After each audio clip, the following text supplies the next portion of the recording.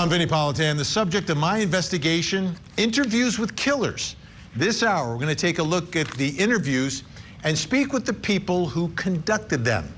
We begin with a case of a double murder in a usually safe beach community. Here's the story. It began as a mystery on the quiet shores of Padre Island. Two free-spirited travelers, James and Michelle Butler, vanished without a trace. Days later, their bodies were discovered buried in shallow graves in the sand, their RV and truck missing. What unfolded next shocked investigators. A drifter, Adam Curtis Williams, was spotted driving the couple's stolen vehicle across the border into Mexico. Detectives pieced together a story of deception and greed, the Butlers' kindness met by violence in their final moments. When Williams was brought back to face justice, prosecutors portrayed him as a cold-blooded killer who took two innocent lives for material gain. The drifter, who once wandered freely, now has a lifetime confined as justice finally settles over Padre Island. Okay, I want to set up this interview with this killer. It was Adam Curtis Williams is his name, as you heard, interviewed by investigative reporter David Scott for the show Interview with a Killer, which of course is right here on Court TV. And that brings us to the first question in our investigation tonight. What did the interview with Adam Curtis Williams reveal? Here to help answer that question is David Scott, host of Interview with a Killer, joining me live here in studio. David, thank you so much. Great to have you, thank you for in town and here.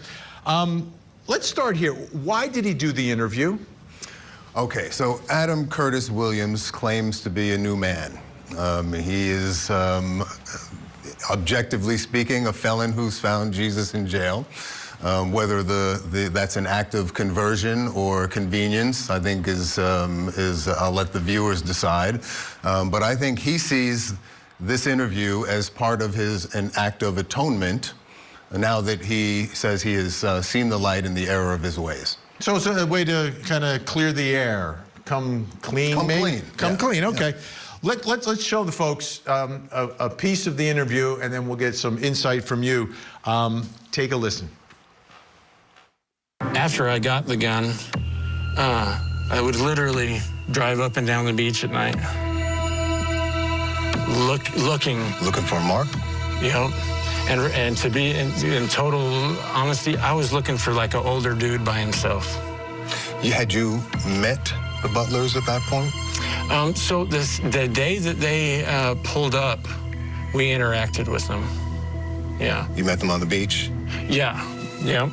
Did you kind of make friends with them, use your charm to lure them in? No, not at that point. At that point, I was so high and just in my head trying to figure out what I was going to do. Cops had showed up and knocked on the trailer door and woke us up. And it was like, hey, your 2 weeks is up. That's it. So that was just like the breaking point, right? 2 nights before that, me and her had gotten in an argument about the Butlers. Oh, really? Yeah. What was the argument? She wanted that trailer. She wanted their trailer? She didn't understand, if I was going to kill somebody, why just take a truck? Why not get a truck and a trailer? Because our trailer was not like all that, right? That's what the newlyweds are arguing about. Right, yeah. Twisted, right? So when did you decide to rob and shoot the Butlers? The next day, I agreed. Agreed? Yeah, I said I'll do it. Did they do anything to offend you or piss you off? Absolutely not. All the opposite? They were very nice people. The day that we were arguing about killing them, James was running around playing racing and stuff with Ryan. It was totally innocent. I was just, in my mind, I am justifying what I'm about to do. 100%. I'm like, oh, look how he's showing too much attention to the kid. He's a weirdo. And I'm going to kill him because You're ascribing to him that he was being inappropriate? No, he wasn't at all. That was so I could do it. Here they are just being nothing but kind to you guys. And unbeknownst to them, you all They are had no plotting. idea what was really going on. You know, Dave, what's so chilling to me in this guy's a cold-blooded killer, but he seems so normal. Yeah. So, like, I mean, I saw what he looked like. I was expecting something different when he opened his mouth, but not at all. No, this is a man who possesses intelligence. Some would say charm.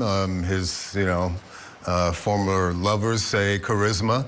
And yes, he's able to deliver quite matter-of-factly a recounting of his actions, which he now condemns. But he also admits that the monster is still in there.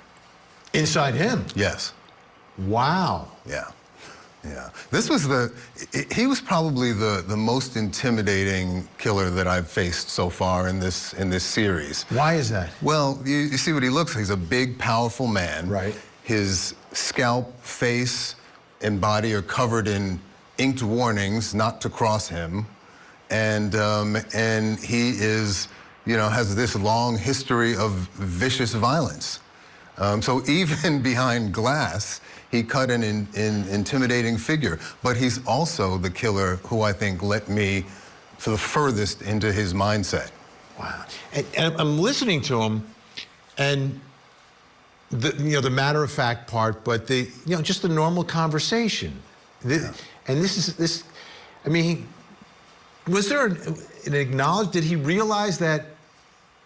Is there any weighing of, hey, I might get caught? Is there any weighing of, like, maybe we tie him up and steal it instead?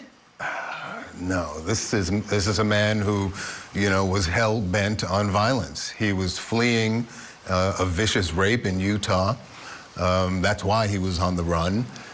He stopped in Padre Island, really to refuel and steal somebody's stuff. This is sociopathy. Sociopaths kill for expedience. He just needed their stuff, and that was enough for him to take their lives. Wow.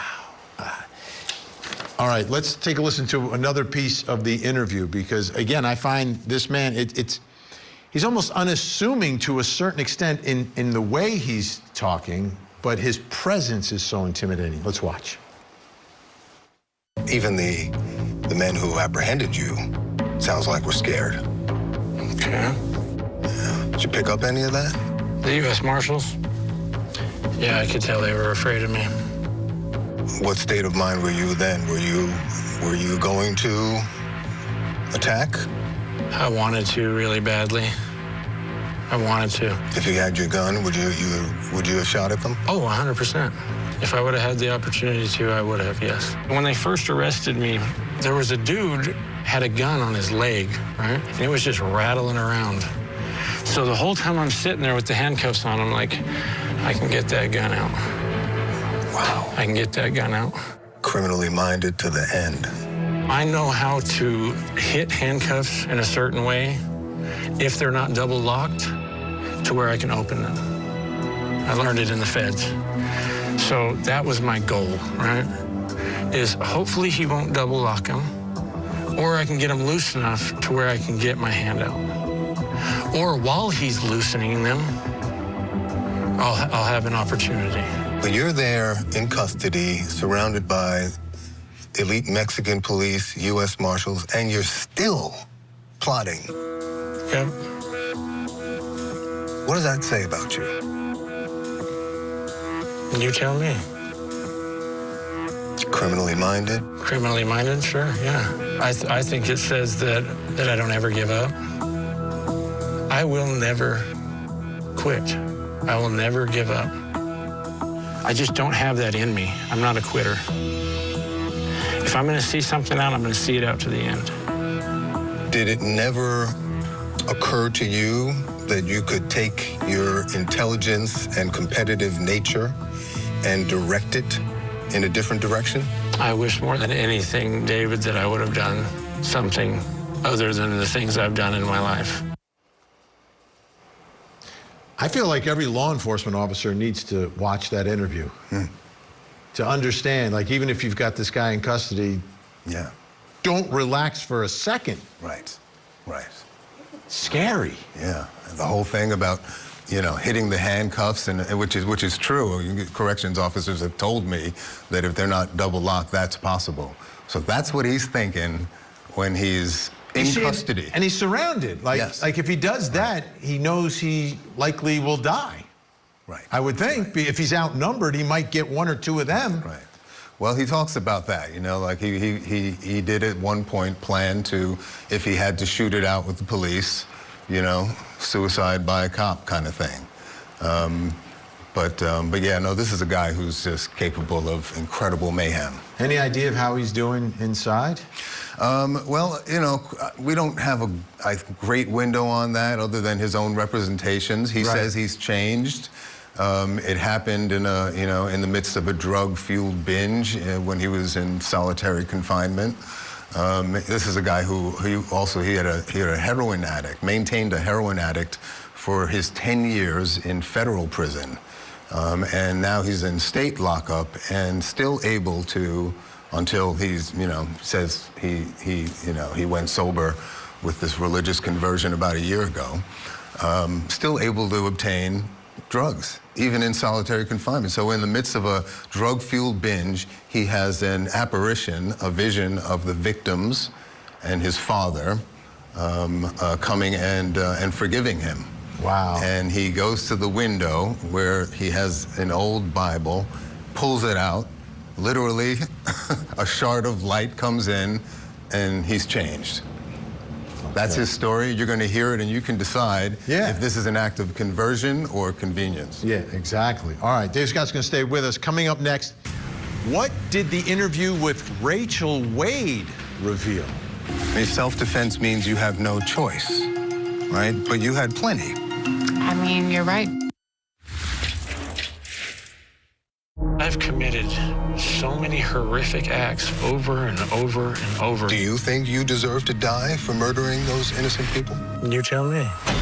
I wish more than anything, David, that I would have done something other than the things I've done in my life. Are you really a changed man, or is this some kind of stunt? Interview with a Killer. 2-hour season premiere. Saturday night at 8 Eastern and Pacific. Only on Court TV.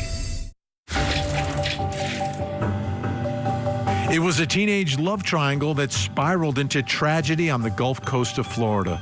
Rachel Wade, an 18-year-old waitress from Pinellas Park, was locked in a bitter rivalry with another girl, both vying for the affection of the same young man.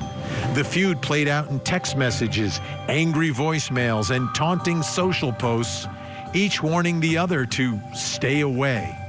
But one April night, the war of words turned deadly. When the two girls finally confronted each other, Rachel arrived armed with a kitchen knife. Within moments, 18-year-old Sarah Lundeman lay dying in the streets, stabbed in the chest. Prosecutors called it a senseless act of jealousy. The defense said it was self-defense in a heated moment. In the end, a jury saw murder, not panic. And Rachel Wade was sentenced to 27 years behind bars for love turned lethal. This is a case and a trial I will never forget. It was a huge case on Court TV when it happened. Everybody was watching it. So now we're taking a look now at an interview with Rachel Wade. Here are the circumstances. Again, Rachel Wade is the killer, interviewed by reporter David Scott for Interview with a Killer right here. That's an incredible series here on Court TV. And that brings us to the next question in our investigation. What did the interview with Rachel Wade reveal? Still with us to help with our investigation, David Scott, host of Interview with a Killer. All right, Rachel Wade. It's been a long time. I remember this trial very well. Why did she sit down with you? That's a good question. She says that she wants to reach out and help all the little girls out there that might be in toxic relationships, and use her example to, for them to learn from. It's interesting, she has filed appeals over the years. She's blamed everyone from the court system to her own lawyers, and she's maintained until now, the claim of self-defense. You know, the jury didn't buy it, the authorities didn't buy it, and she's still hinting at that self-defense, except in this interview at the very end, she concedes that it was not. Interesting. Let's take a look at that part of the interview with Rachel Wade. You're a fat bitch, and I'm going to kill you, I swear on my life. How do you account for that?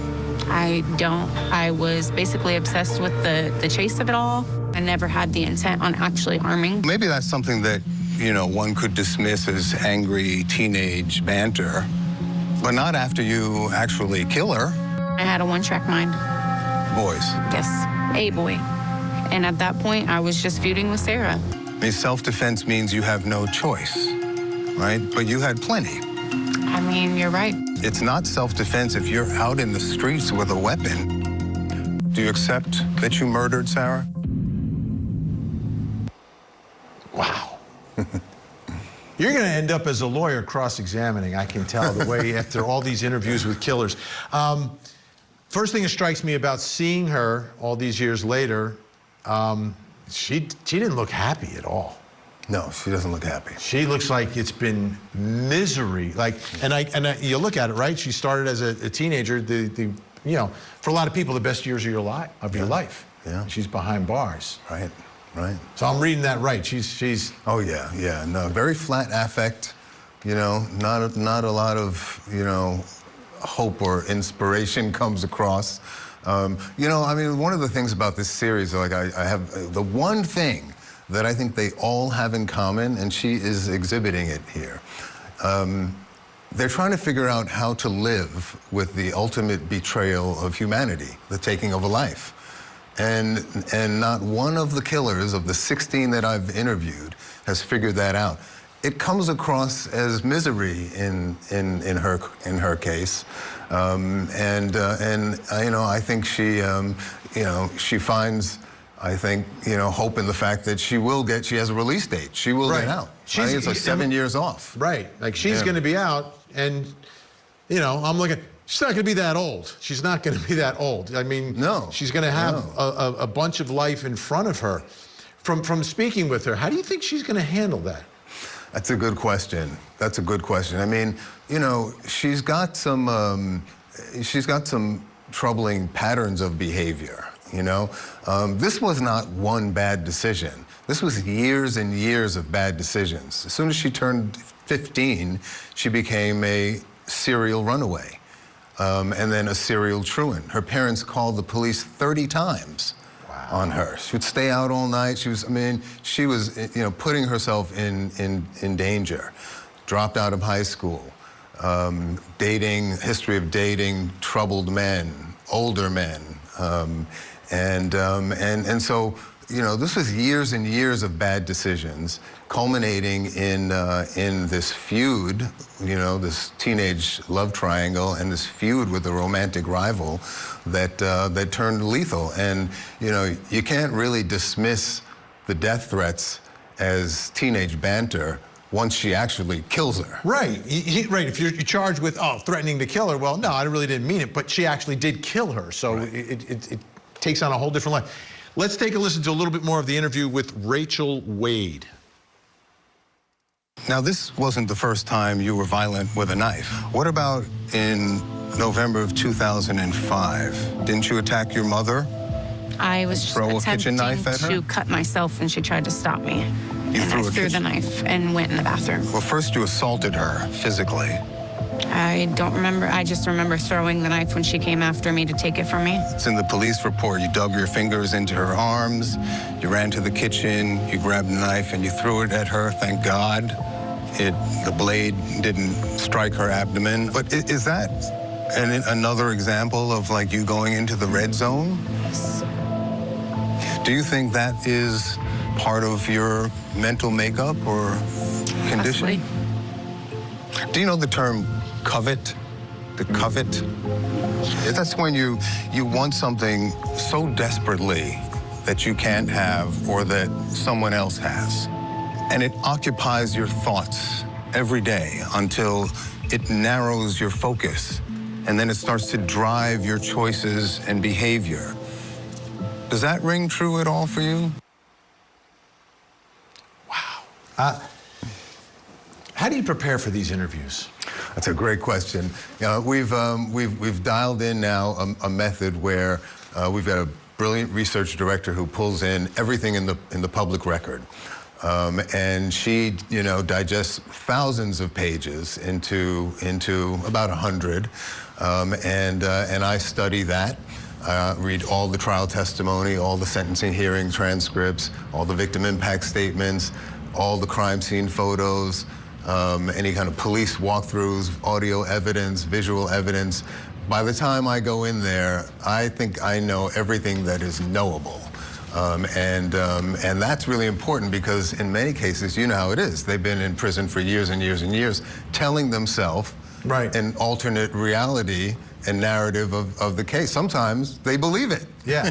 And if you're not prepared, they could take over the narrative of the interview, but you bring them back and bring them back. That's why it's such an amazing show. Great to have you here. Thanks again so much. for coming Really by. appreciate it, baby. Great stuff. Okay. You can catch Interview with a Killer right here, of course, on Court TV. We'll have new episodes on Saturdays. David Scott and our team will bring us more captivating interviews on our award-winning show. Still to come, what did the interview with Dennis Rader, BTK, reveal?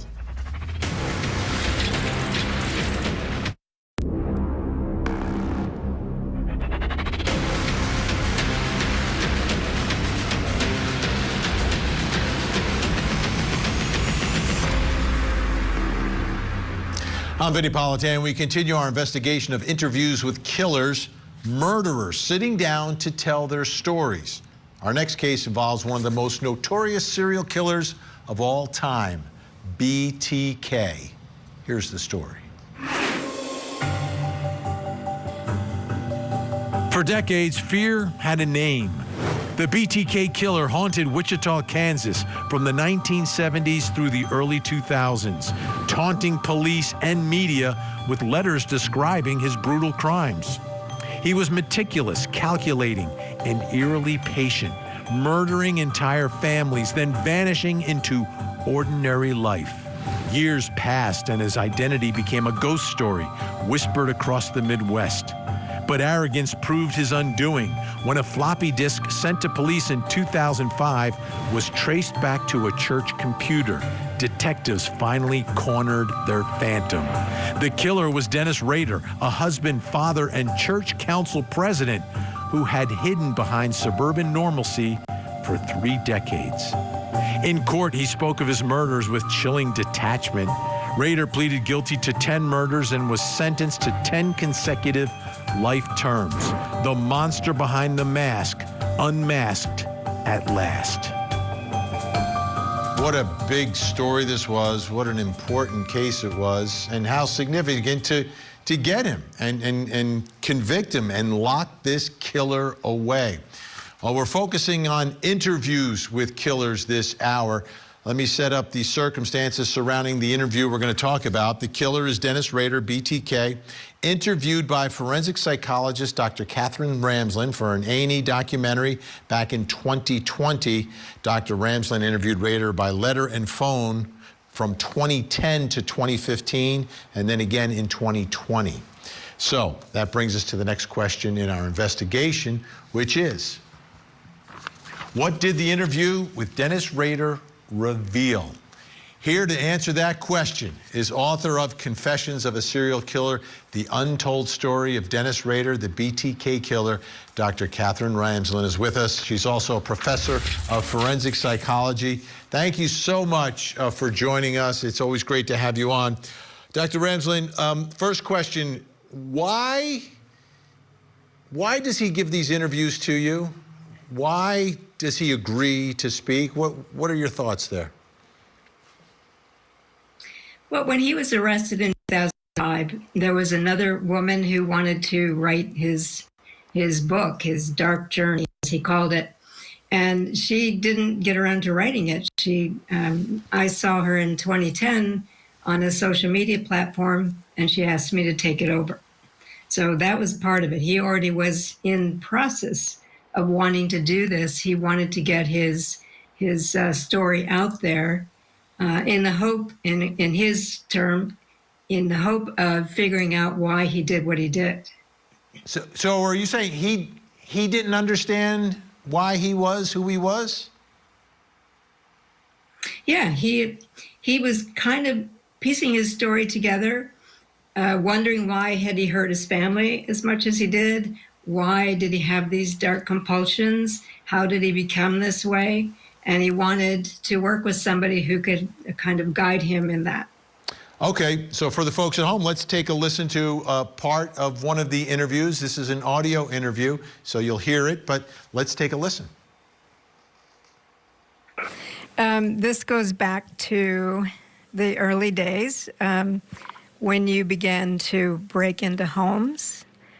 They're curious how you chose your targets. Was it just random, or did you have criteria? No, it was, well, yeah, there were certain aspects of that. I mean, it was sort of a random thing, but first of all, I wanted to make sure that the house was sort of isolated. Well, make sure that nobody was home to begin with. So, you know, like it was a dark house, there was no lights on it or anything like that, and it was still early in the evening or in the p.m. Well, maybe the first big place was maybe like 8 o'clock or something like that, maybe 7 or 8 o'clock in the morning in the fall. And so that was first criteria. I always like to pick corner houses because they have less exposure to neighbors. They only have one side. That would be whatever side that is on the corner. So you have less. And I chose that as my first, or basically to kind of keep that down. And naturally I would check for animals, or like unfenced or something like that. And those are probably the main things. I think more along the line of curiosity. This house just seemed to be the right ones I wanted to break into. I tried other break-ins in other homes and never succeeded. How many did you actually enter before the Oteros? Oh, before the Oteros? Actually, that's the only one, really. That's the only one. Now, you do remember I had the project, the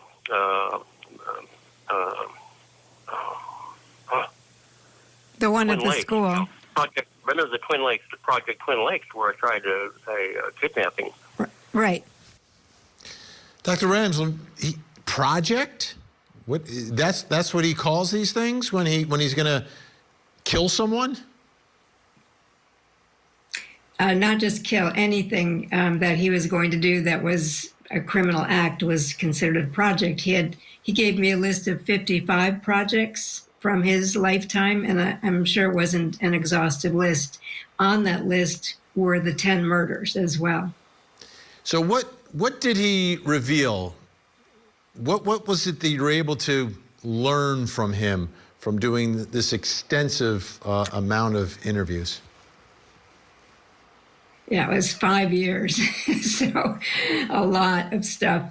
I did get a sense of what had developed in his life toward the end of him deciding that violence was how he wanted to identify himself. He had developed fantasies as a teenager from reading True Detective magazines about some of the serial killers who appealed to him, like H.H. Holmes and Harvey Glattman, because Glattman bound his victims, and Rader had a fetish for binding.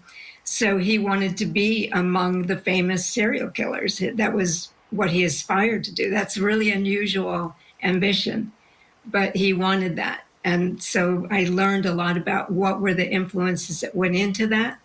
And I learned about his, this thing he calls cubing, where he has multiple sides and he can pivot to whatever face, persona, life frame, as he calls them, whichever one he needs for a given circumstance. And it doesn't matter, it's for his purposes. It doesn't matter who might get hurt, but he can be the good father, the loving husband, the serial killer, the burglar, the liar, the good employee. So he could be any of those things and he could just slide whatever face he needed to present himself. So that's how he stayed under the radar for 30 years. The family part of it, we just looked at those photos and it looks extremely normal. He looks extremely normal in them as well. Did he want to have a family because of what he wanted to do as a serial killer and it was sort of a cover for that? Or was it like another personality or another facet of him that wanted to be a husband and wanted to be a father? Yeah, he refers to it as life frames. So distinct ways of living. And he wanted to have the Midwestern dream. That's what you do. You get married, you go to church, you have a family, you have a job, you support your family. He certainly aspired to do that. But at the same time, he had this dark life that was more alive for him. The family life was routine. It was his social, as he put it, his social obligations. I have no doubt he loved his wife, but he certainly compartmentalized. What was the most surprising thing that he revealed to you that when you learned this, that you were not expecting? I don't think there was. I mean, I had studied a lot of serial killers before I talked to him, so there wasn't really anything that surprising to me. I think when I saw him actually in the prison, I came and the guards brought him in, and all manacled and shackled up, and he had this kind of growly expression for them. What, you think I'm Hannibal Lecter? But then he saw that you had to do it through a monitor, and he saw it was me in the other room, and he switched that fast to a very pleasant, how are you? How was your trip? He said maybe the surprise was how fast he could change from the monster he wanted to show the guards to the sweet, normal face he wanted to show me. I mean, it was so quick that maybe that would be the most surprising thing. Yeah, and kind of scary too, right? To be able to switch that quickly. Yeah. And his life in prison, is it something, did you take away that he ultimately wanted that because he would be able to reveal himself and get the fame that he desired, or did he not want to get caught? No, he had a plan. He had put a stash of things in a safety deposit box. What he wanted was that he would get away with it his whole life, and then eventually when he died, somebody would get into that safety deposit box and find out, so that then he could have the notoriety, and so he'd have both. That was the plan. Well, the plan didn't work, thank goodness. Dr. Catherine Ramsland, thank you so much for sharing that with us. We really appreciate it. Coming up next, what did the interview with killer Mona Nelson reveal? I didn't do anything to Jonathan. The boy was fine when I left the house. I'm going to ask you a lot of intensely personal questions. How do you explain it? The worst crime anyone can imagine. Do you feel like you took the fall for this murder? Tell me in your own words, what happened? Let's get started. Interview with a Killer. New season premieres Saturday at 8 Eastern and Pacific, only on Court TV. It was Christmas Eve in Houston when 7-year-old Jonathan Foster vanished. His voice last heard in a frantic phone call. Hours later, a charred body was found in a ditch, wrapped in carpet, burned beyond recognition. The horror stunned even veteran detectives. The investigation led to Mona Nelson, a woman described as strong, cold, and unflinching. Prosecutors said she lured the boy from his home, killed him, and tried to destroy the evidence with fire.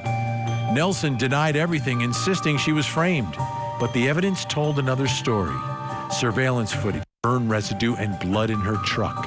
In court, she sat emotionless as the verdict came down. guilty of capital murder. Justice for Jonathan, delivered in flames of sorrow. This is evil, right? This is evil, luring this little boy and then burning him up and trying to destroy the evidence.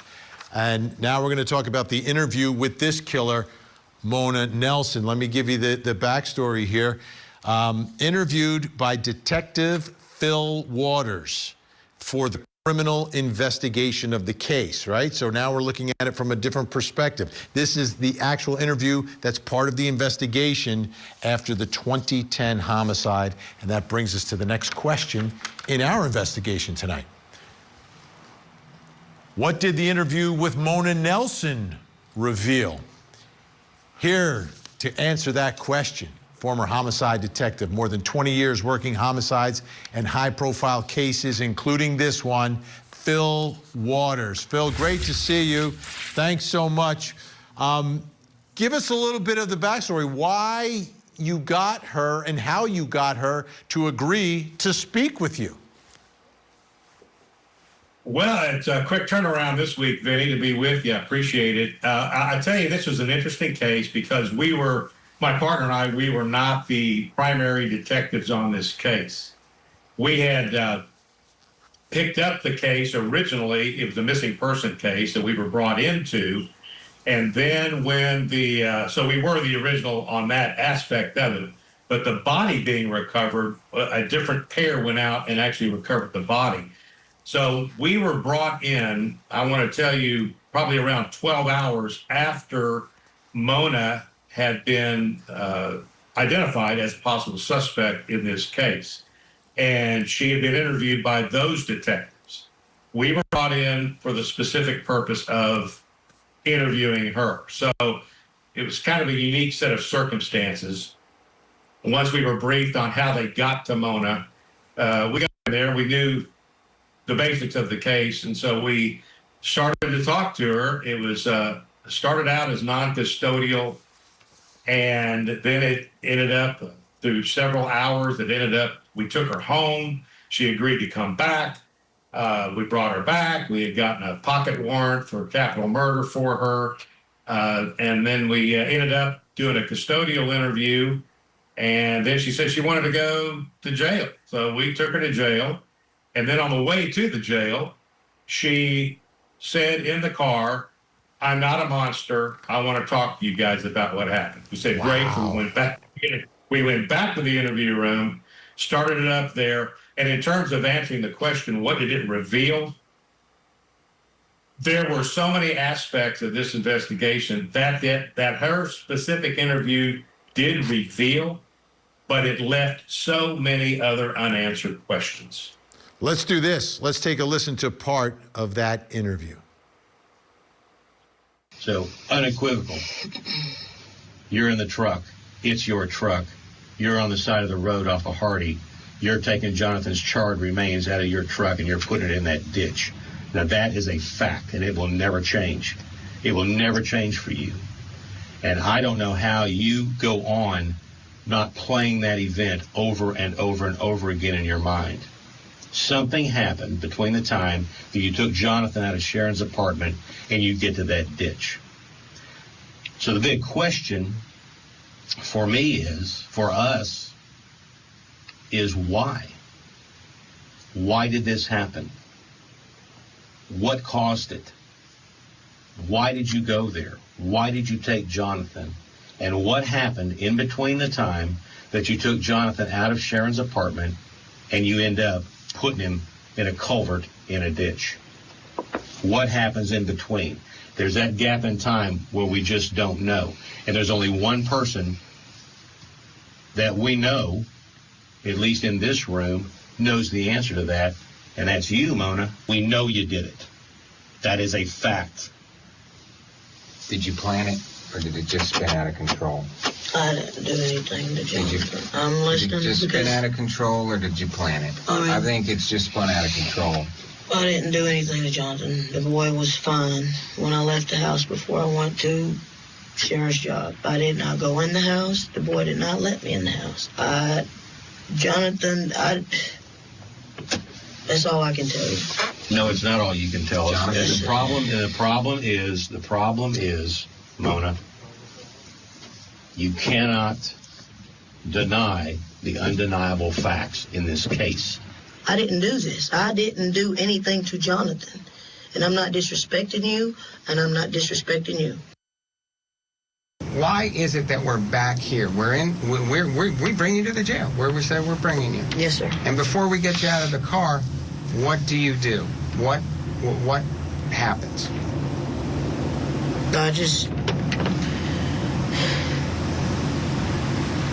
I started thinking about my grandkids and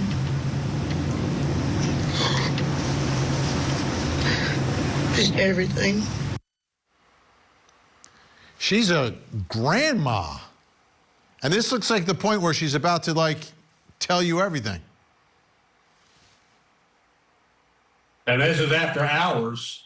And we even, there's at one point in the initial part of the non-custodial interview, she starts talking, it may be after we served the warrant, and we had read of her Miranda, but she starts hacking into the trash can and wants to say there's blood in the trash can and that she needs to go to the doctor. She needs to go to a hospital. So we had a discussion about the blood in the trash can, which was nonsense. She was just irritating her throat enough that a little phlegm, a little blood mixed in. But we took her to the hospital. We accommodated her in every way possible. And then when she does come back, what you're seeing in that part where she goes grandma on us, that is after the return trip from the jail, and where she wanted to tell us what happened because she, quote, in her words, "I'm not a monster." And so very interesting that she suddenly gets this emotional streak because she was, you can tell, she was very unaffected by anything that we were talking to her about. It was always very monotone, very complacent. She didn't care. It was a pretty amazing interview to watch her kind of make this metamorphosis into now. She's expressing this emotion, and it has to do with her, not with Jonathan. Yeah, we have about 20 seconds left here, Phil. Ultimately, why do you think that she confessed? You know, I never know the reason why people confess. We'd like to think it's because we're, our good looks and our charm, right?